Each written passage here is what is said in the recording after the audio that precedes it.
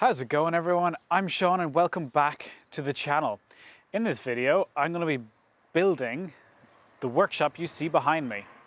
As you may or may not have seen in one of my recent videos, we've got some big things happening in the channel and in my business. This is the biggest part of that. So in this video, I'm going to bring you through all of the details of actually building the thing. Well, I got some other guys to build it because they did it quicker and cheaper than I ever could. But I'm doing all of the internals, insulation, cladding, some of the wiring, flooring, all that good stuff.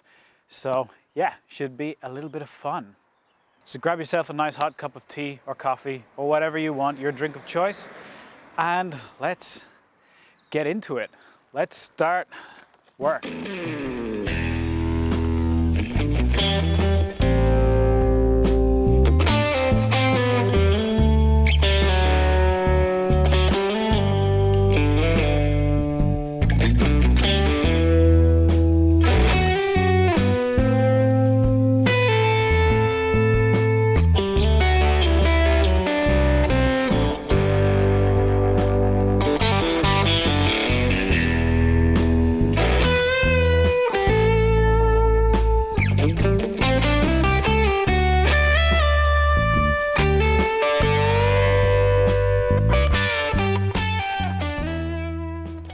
All right, it is a couple of weeks since the building has been put up. I've been pretty hard at work when I can. I've unfortunately only got weekends and some evenings to actually work on this project, but I'm doing my best. So you can maybe see behind me, the background is gray and boring and plain. I've been plenty busy. So far, where you join me, I have put a damp-proof membrane around the entire inside of the building. This is easier done if you're building it yourself. You put up the studs, you put up on the membrane, and then you clad over. Whereas you can see from behind me and around, I've had to go around every stud, which is an unbelievable nuisance. I would not recommend that, but I wanted a damp-proof membrane. It helps. My understanding is it helps keep water out and allows water vapor to pass outside. So it just helps with damp, helps with moisture control, basically. After the membrane, I've been running wires to all of the sockets that are going to go in. I'm going to have 10 sockets in here. I'm going to have 12 lights, which is a huge amount of lights, but you can't have too much light. And I'm also going to have a couple of 16 amp big beefy sockets to run bigger machines if I want them. So I don't want to get caught short of power in this building and, well, future-proofing it really. The next steps are going to be insulation, which is fairly straightforward. I've got the fiberglass candy floss stuff. I'm just going to unroll it, chuck it up in between all the studs, and if it falls down, I'm going to use some masking tape to hold it in place. Fairly straightforward stuff, and just going to get cracking on with that. As soon as all of the fiberglass is up there, I'm going to bring in some OSB and clad the whole thing out. So I'm going to crack on with all of this. I'll set up the camera, do a bit of a time-lapsey kind of a thing for you guys because I think that's realistically the most interesting thing for you. And see you on the other side.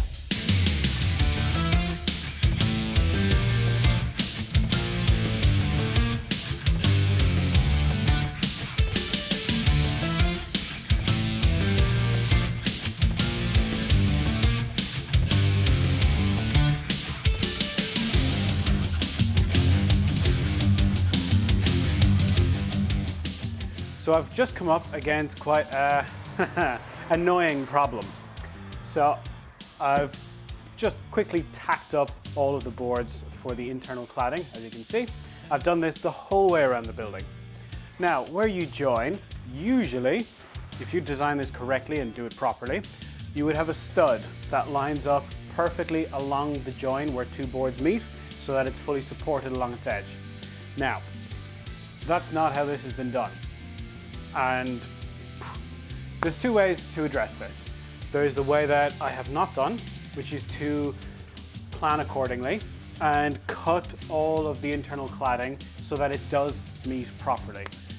That would include, well, trimming down each panel so that it lands correctly on a stud.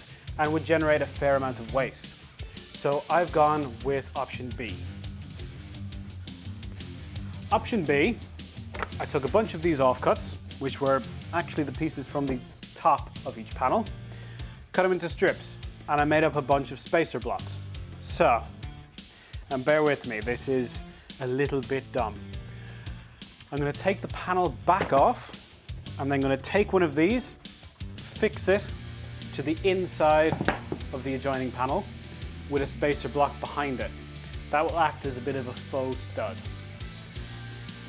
I feel like it's a bit of a weird way of doing it, and probably any people who've actually done this kind of work are going to be cringing right now. But hear me out. I don't want to put in extra studs, which is another option.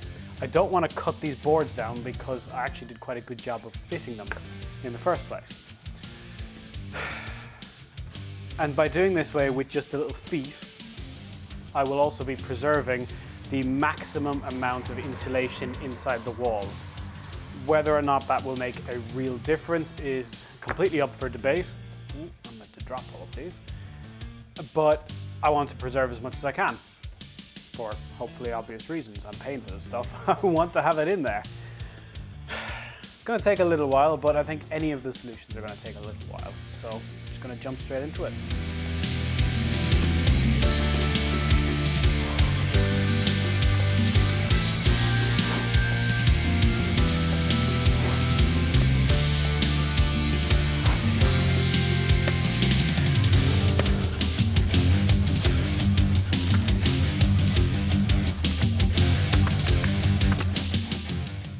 Alrighty, this is, well, it's a new style for me, a bit of a selfie camera. So, as you can see behind me, the walls all fully clad out, the whole way around, a little bit left to do up there. And I've managed to do the ceiling as well. I say I had some help for this because it sucked. It was really, really tough. 2 ladders and just misery. What's really annoying is my neighbor has one of those drywall lifts. That would have been so easy, but didn't think to ask him for it. So you'll notice on the sides here, we still have a little bit of insulation exposed. And that is for 2 reasons. First of all, we were doing this last night and we got really, really tired and our arms turned to spaghetti because we did the whole ceiling in one go. And the other reason is because I actually have nowhere to secure the OSB here in the corner. So I need to come up with an inventive solution for that. I'm thinking, because they actually, if I was to carry that down, it would land about here where I've measured. But if I want the extra height, I can go a little bit higher into the corner. That'll get me like 10 centimeters, 4 inches or so of height, which I'm tempted. It might look a little bit strange because you'll have the ceiling coming down straight and then kinking off at the edge.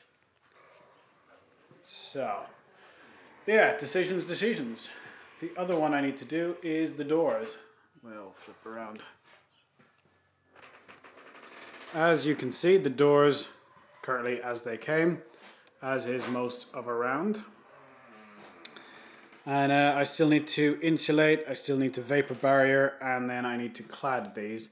But I'm also going to be increasing the size of these windows because I want more light. And yeah, it's all coming up.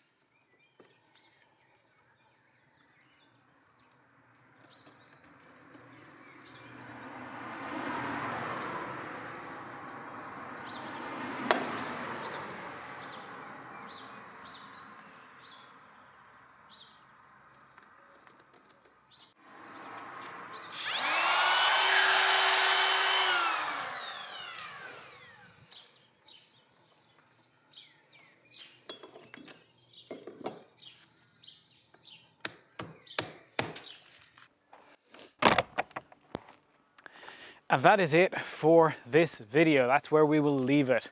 So, as you've seen, we have the whole inside ready. It is ready to start bringing some stuff in and making the place actually really nice, because as it is nice and bare, it feels a little bit clinical.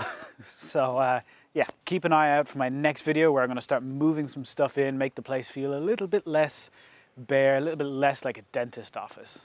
That'll be really, really nice. And of course, thank you so much everyone for watching. I really, really appreciate it. Head down, drop that subscribe button, hit that like, all of that good stuff. And I shall see you again really, really soon.